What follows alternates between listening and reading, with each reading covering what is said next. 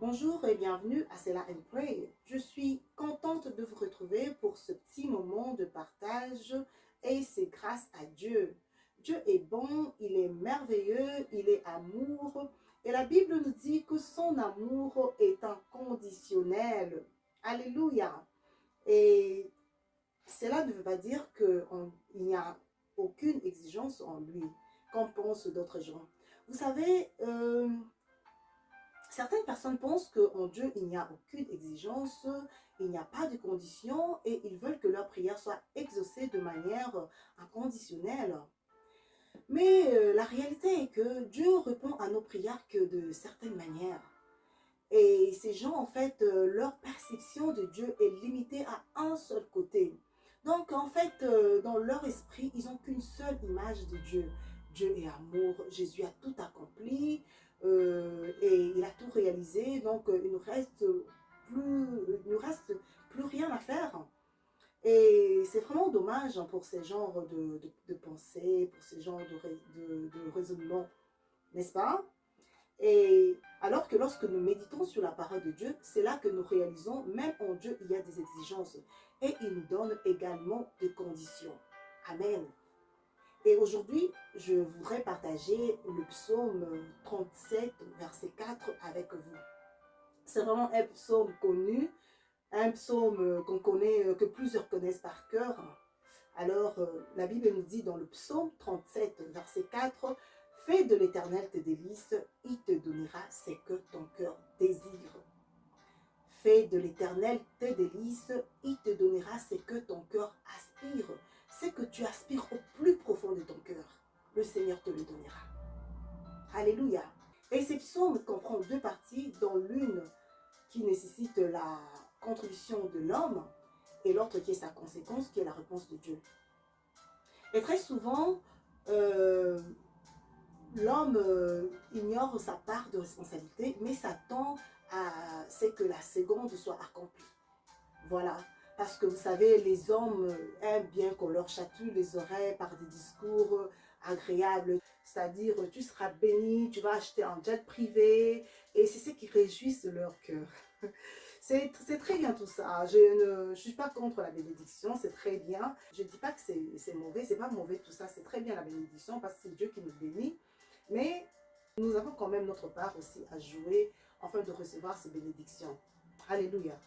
En fait, ces psaumes a l'air très simple, pourtant très profond, parce que faire de l'Éternel ses délices, moi je dirais c'est le premier champ de bataille de chrétiens. Et sachant c'est là le diable, il va faire tout ce qui est à son pouvoir pour empêcher le croyant de développer une intimité avec le Seigneur. Il va faire tout ce qui est à son pouvoir pour empêcher que le croyant se connecte avec le Seigneur. Parce qu'il sait que si le chrétien parvient à développer une intimité avec le Seigneur, c'est un danger pour lui. La Bible nous dit qu'il rôde comme un lion rugissant, cherchant qui dévorer, c'est réellement ça.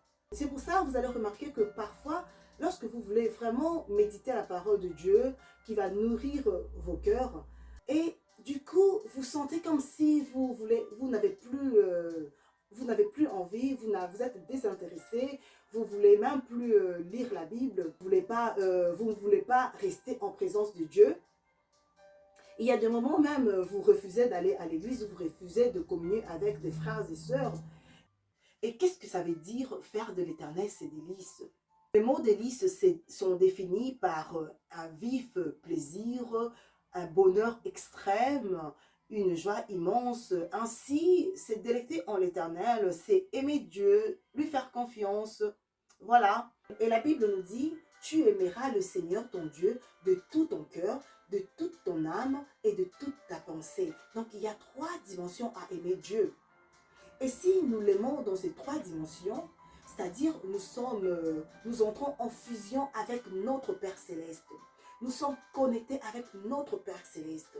Et on devient passionné de Christ. On devient amoureux, amoureuse de Christ. Et voilà, Christ devient maintenant notre priorité. Et notre façon de voir ou de faire les choses, ça change parce que nous sommes connectés avec l'essentiel. Alléluia. Nous sommes connectés avec l'essentiel et c'est très important. Amen.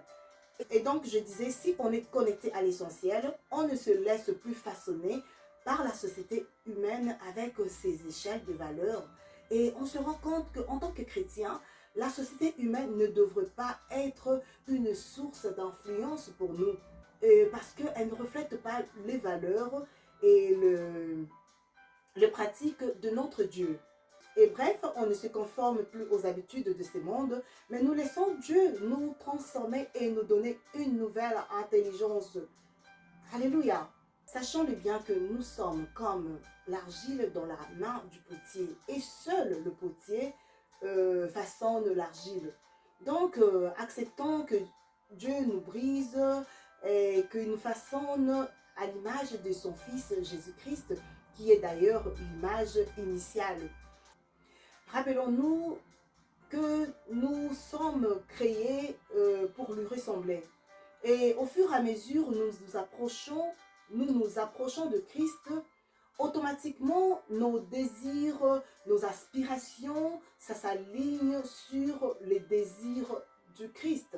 Et une fois qu'on atteint ce niveau, c'est-à-dire nos désirs, nos aspirations sont déjà en harmonie avec notre Père Céleste, c'est-à-dire même les affaires de Dieu qui étaient autrefois fastidieuses, qui étaient autrefois ennuyeuses, elles ne le seront plus parce que Christ est déjà devenu notre priorité et nous aurons même la joie de rechercher d'abord le royaume et la justice de Dieu. Et cette activité nous apportera beaucoup de bénédictions.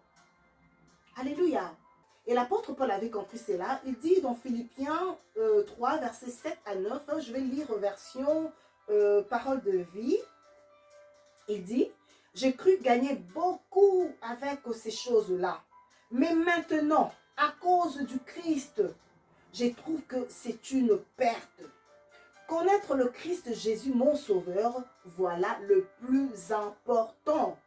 Ah oui, connaître le Christ Jésus, mon sauveur, voilà le plus important. Alléluia.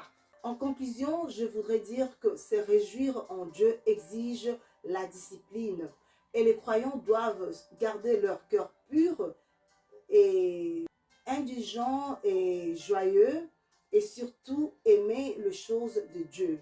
Bref, ils ne doivent pas se soumettre aux convoitises de la chair telles que décrit dans Galates 5, versets 19 à 21, qui sont les fruits de la chair qui entravent nos prières auprès de notre Dieu. Et c'est pour cette raison que nous devons entretenir une relation saine avec le Seigneur et apprécier sa présence dans nos vies, que ce soit dans nos moments de prière, de méditation. Et si nos désirs sont en harmonie avec notre Seigneur, il est certain que Dieu nous accorde ce que nos cœurs désirent. Que le Seigneur vous bénisse.